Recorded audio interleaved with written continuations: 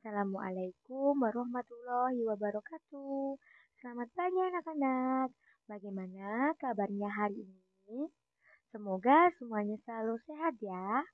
Nah, hari ini kita akan belajar tema 4, subtema 1, muatan pelajaran bahasa Indonesia. Pokok bahasan, tokoh dan unsur teks cerita. Nah, kita nanti akan belajar menjawab pertanyaan tentang tokoh pada teks cerita. Kita dapat menemukan pesan dari teks cerita setelah selesai membacanya. Saat membaca, kita dapat memperhatikan secara seksama kehidupan tokoh cerita. Tokoh cerita dapat berupa manusia, tumbuhan, hewan, atau benda mati. Jika tokoh utamanya berwujud tumbuhan, hewan, atau benda mati, tokoh tersebut bertingkah laku seperti manusia. Misalnya dapat berbicara dan memiliki perasaan. Nah, menyebutkan tokoh pada cerita. Nah, kita harus tahu dulu nih, apa itu tokoh? Tokoh adalah pelaku dalam sebuah cerita. Nah, tokoh ini dibedakan, ada yang namanya tokoh utama, yaitu tokoh yang ditonjolkan dalam sebuah cerita. Nah, utama ini sering muncul dalam sebuah cerita. Kemudian ada tokoh pembantu, yaitu tokoh yang dilibatkan atau dimunculkan untuk mendukung jalannya cerita. Nah, biasanya ini berkaitan dengan tokoh utama. Nah, sebelum kita menjawab pertanyaan berdasarkan teks cerita, mari disimak ya. Nah, teks cerita ini ada di buku paket kalian. Berjudul Taman Bermain yang Hilang. Malam hari merupakan malam yang ditunggu oleh Kupi, kepiting kecil. Ia menikmati saat-saat berjalan perlahan di gundukan pasir bersama ayahnya. Mereka menanti datangnya air pasang yang akan membawa mereka ke dunia yang berbeda. Ya, Kupi selalu menanti saat-saat mereka terhempas oleh air pasang. Lalu tiba di hutan bakau. Nanti di sana ia pasti akan bertemu dengan teman-teman kecilnya yang lain. Uping si udang kecil, Kuro si kura-kura, dan teman-teman yang lebih besar seperti bangau cilik dan Momo si monyet. Di antara akar bakau, mereka bisa bermain kejar-kejaran, petak umpet, atau tidur di sela akar yang melintang. Seru sekali saat-saat itu. Ada kalanya mereka berpisah, terbawa oleh pasang surut, kembali ke laut bebas. Namun, suatu hari mereka bertemu lagi dan bermain bersama lagi. Suasana di hutan bakau tentu berbeda dengan suasana di laut lepas. Airnya pun berbeda, tidak asin seperti air laut, tetapi tidak juga tawar. Kupi tidak tahu apa namanya. Berbeda, tetapi Kupi dan teman-teman tetap bisa bermain dengan nyaman. Malam itu, di pesisir pantai, Kupi bertanya pada ayahnya, "Ayah, mengapa kita tidak lagi pernah bisa bertemu dengan Bango Putih teman ayah? Aku juga sudah rindu bertemu dengan sahabat-sahabat kecilku. Aku sudah lama sekali tidak bertemu dengan Upi, Kuro, Bango Cilik, dan Momo. Mengapa sekarang susah sekali kita bertemu dengan mereka ya?" Sambil berjalan pelan di gundukan pasir, ayah Kupi menjelaskan perlahan. "Kupi, sayang sekali hutan bakau tempatmu bermain sudah rusak. Ayah dengar dari paman nelayan, manusia di pesisir pantai sana ingin membuat bangunan-bangunan yang tinggi menjulang. Mereka butuh lahan yang luas. Mereka menebang habis hutan bakau. Mereka membangun gedung tinggi menjulang ke langit di atas taman bermainmu itu." Ayah menjelaskan perlahan. Sesungguhnya ia tak ingin Kupi sedih. Tapi bagaimana lagi? Ayah tidak ingin Kupi terus menanti tanpa kepastian. Kupi tertunduk sedih. Pupus sudah harapannya bertemu lagi dengan sahabat-sahabat kecilnya. Mengapa manusia begitu jahat, Ayah? Mengapa manusia tidak memikirkan kita, makhluk kecil di pesisir pantai? Mengapa manusia hanya memikirkan dirinya sendiri? Kupi meratap pelan, namun penuh amarah. Ayah ingin menenangkan hati Kupi. Ia menambahkan, sebenarnya ketika hutan bakau tempatmu bermain ditebang, manusia pun menerima akibat buruknya. Kupi, air laut akan semakin mudah mencapai daratan. Tidak ada lagi pohon bakau yang menahan.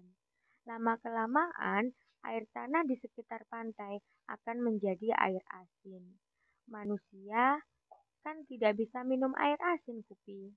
Ayah berusaha menjelaskan panjang lebar. Ayah kemudian menambahkan, dengan rusaknya pantai akibat penebangan bakau, kegiatan manusia pun menjadi terganggu. Sekarang wisatawan yang berkunjung ke pantai ini semakin berkurang. Para pedagang yang dulu berjualan di sekitar sini tidak ada lagi. Pemandu wisata yang biasa menjelaskan tentang keindahan pantai dan hijaunya bakau pun sudah jarang terlihat. Nelayan yang biasanya menjual hasil tangkapan mereka pun tinggal sedikit. Kupi tidak terhibur oleh penjelasan ayah. Pikirnya, biarkan saja manusia menerima akibat dari perbuatannya sendiri. Manusia memang sering tidak bijak. Pupi hanya ingin berdoa, semoga suatu saat nanti hutan bakau akan kembali. Semoga suatu saat nanti ada lagi taman tempatnya bermain. Semoga suatu saat nanti ia masih bisa bertemu dengan sahabat-sahabat kecilnya. Kupi hanya bisa berdoa. Semoga kelak manusia bisa bertindak lebih bijaksana lagi. Semoga. Nah, itu tadi cerita taman bermain yang hilang. Mari sekarang kita jawab pertanyaan berdasarkan cerita tersebut ya. Nomor 1, siapa yang tinggal di dalam hutan bakau? Ya, Upi si udang kecil, Kuro si kura-kura, Bangau cilik, dan Momo si monyet. 2. Apa yang biasa dilakukan Upi dengan ayahnya? Ya, berjalan perlahan di gundukan pasir saat malam hari. Soal ketiga, mengapa Kupi sedih dan marah? Ya, karena hutan bakau tempat Kupi dan teman-temannya bermain sudah rusak.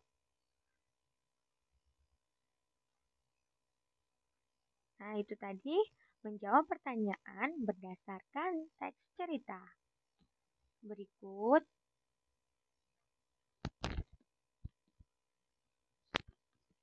setiap tokoh dalam cerita memiliki sifat dan perilaku yang berbeda. Kita bisa memberikan pendapat atau komentar tentang sifat tokoh cerita.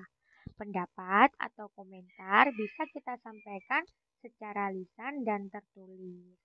Nah, dari kita membaca teks cerita dengan seksama, nah di situ kita memahami eh, peristiwa atau kejadian-kejadian yang terjadi di dalam cerita. Nah, di situ juga kita mengetahui tokoh-tokohnya. Kita juga mengetahui sifat tokoh yang ada dalam cerita. Nah, dari sifat dan perilaku dalam tokoh cerita, kita bisa berpendapat atau memberikan komentar.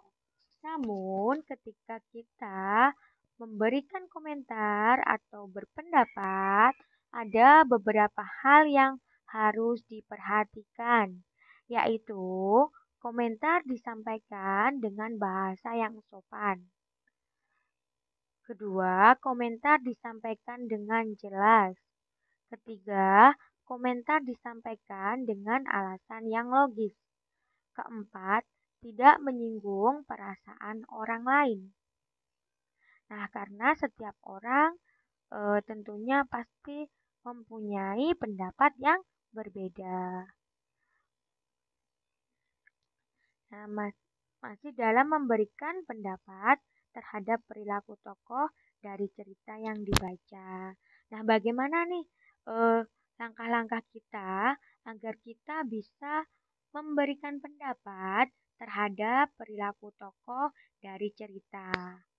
Nah, yang harus dilakukan yang pertama yaitu kita harus membaca seksama jalan cerita.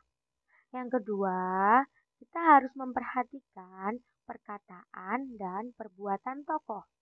Yang ketiga, kita harus memperhatikan gambaran lingkungan kehidupan tokoh dalam cerita. Nah, itu tadi. Berikutnya, nah, gambarlah salah satu tokoh. Tulislah pendapatmu tentang tokoh tersebut. Nah, ini tokoh yang ada dalam cerita tadi ya. Nah, misalnya tadi ada kepiting ya. Nah, kita berpendapat nih sifat dari tokoh. Nah, kepiting ini bernama Kupi. Kupi adalah seekor kepiting kecil. Kupi senang berteman dengan siapapun. Kupi memiliki sifat setia kawan. Ia memikirkan nasib temannya saat hutan bakau tempatnya bermain ditebang habis. Nah, ini adalah contoh memberikan pendapat terhadap sifat tokoh dalam suatu cerita. Berikutnya, kita mengenal unsur-unsur cerita. Nah, unsur cerita sendiri dibagi menjadi dua. Ada unsur intrinsik, yaitu unsur pembangun dari dalam cerita fiksi. Dan ada unsur ekstrinsik, yaitu unsur pembangun dari luar cerita fiksi. Nah, kita pelajari terlebih dahulu unsur intrinsik suatu cerita. Ada tema. Tema adalah ide pokok cerita. Tema cerita fiksi untuk anak biasanya seputar dunia anak-anak. Tema merupakan jawaban dari pertanyaan bercerita tentang apa. Nah, itulah yang dinamakan tema. Kemudian ada tokoh. Tokoh adalah pelaku cerita. Tokoh cerita bisa manusia, tumbuhan, hewan, atau benda mati. Jika tokoh cerita berwujud tumbuhan, hewan, nah tokoh ini bertingkah laku seperti manusia. Berikut ada amanat. Apa itu amanat? Amanat disebut juga pesan moral. Amanat berisi nasihat atau pesan yang ingin disampaikan pengarang kepada pembaca. Pesan dalam cerita biasanya ditunjukkan lewat perkataan seorang tokoh. Berikutnya ada alur. Nah, alur disebut juga plot. Alur adalah rangkaian peristiwa dalam cerita. Peristiwa-peristiwa dalam cerita membentuk satu kesatuan dan saling berkaitan. Kemudian ada konflik. Apa itu konflik? Konflik adalah pertentangan yang timbul di dalam diri seorang tokoh maupun dengan tokoh lain. Konflik bisa berupa perselisihan, ketegangan, atau munculnya masalah. Ada latar. Nah, latar adalah keterangan tempat, waktu, dan suasana yang diceritakan dalam cerita.